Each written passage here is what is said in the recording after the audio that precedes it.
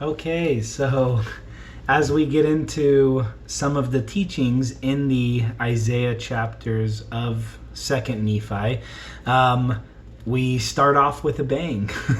Chapter 12 and 13, we get right into the very important topic of pride. It is often referred to in the Book of Mormon, the pride cycle, in which we see shadows of that in our life. The ability to humble ourselves, to be blessed, to receive those blessings, to then receive some pride and tend to fall back into this humbling that tends to occur with our human nature. And so I guess the thought that I have in preparing this and just kind of in starting off and discussing it today is that phrase, beware of pride. Pride leads to so many sins. It leads to anger, it leads to sadness, it leads to depression, it leads to so many things that are contrary to that of the will of God. Pride is the enemy of righteousness and the opposite of the Christ-like attribute of humility. And so Isaiah talks very clearly about the dangers of pride, and Nephi reiterates these teachings and seeing them as important for our day. And so as we jump into chapter 12 and chapter 13, we are almost exclusively going to be surrounded by this topic of pride. And so I want to get into a little bit of the teachings of the scriptures.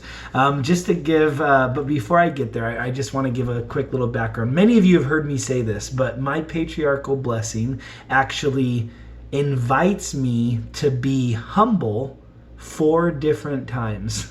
I actually, Sister Eldridge once shared in a talk she gave in our sacrament meeting that hers also shares that. And that was the first time in my life that I felt like maybe that my patriarchal blessing wasn't as bad as I might have thought, because if I have a similarity with Sister Eldridge, then I knew that I was in a good place. But it is interesting as I've pondered more and more about humility and how do we combat pride. It's often through humility. And before we talk about combating it, I think it is important to jump into some of these scriptures.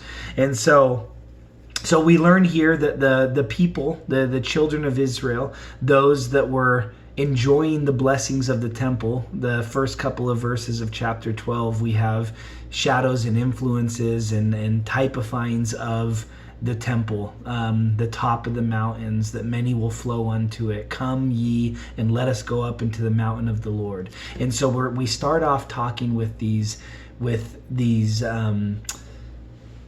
covenants that are found when we go to the temple, which bring a great sense of righteousness and blessings in our lives. And then Isaiah gets into talking about the pitfalls of pride that can occur when we start to receive these blessings. And so, for ye have all gone astray, every one to his wicked ways. So we start talking about something that is wicked. Verse 7, their lands are also full of silver and gold, neither is there any end of their treasures. So we start to see here that there's a focus on worldly things, temporal things, materialistic things. Verse 8, their land is also full of idols. They worship the work of their own hands, that which their own fingers have made.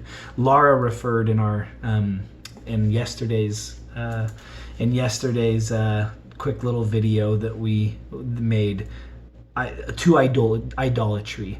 And what is an idol? I think she defined it best in saying that it is anything that takes our time, takes our attention, takes our focus.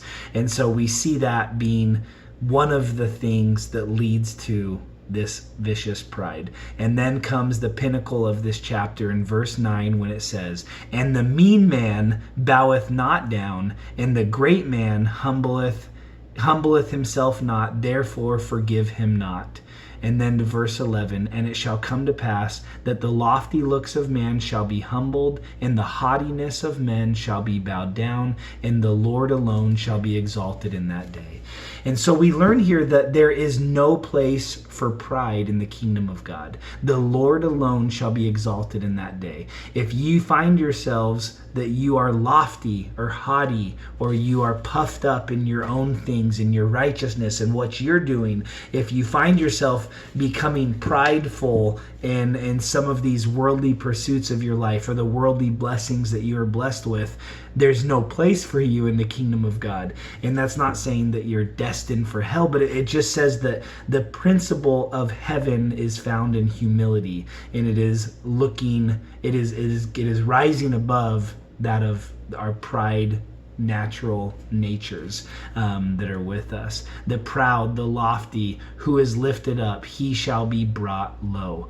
And then we have this symbolism, and I don't claim to be an expert of Jewish culture and geography, but we have reference here to symbols of people that are prideful.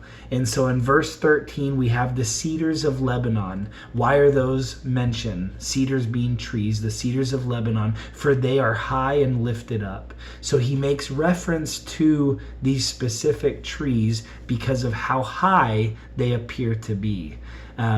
Which is a shadow of pride. For they are high and lifted up, and upon the oaks of Bashan. And the high mountains upon the hills, and upon the mountains which are lifted up. So we see more symbolism of high things. In verse 15, upon every high tower and upon every fenced wall. The loftiness of man, we get it's almost a repeat of the earlier verse in verse 11. Verse 17, and the loftiness of man shall be bowed down, and the haughtiness of men shall be made low, and the Lord alone shall be exalted in that day.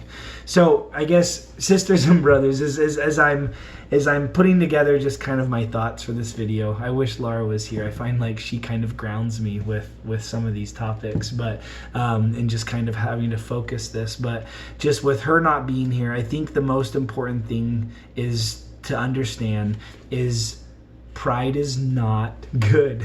If we find ourselves leaning towards the sin of pride, we need to do all we can to fight against it.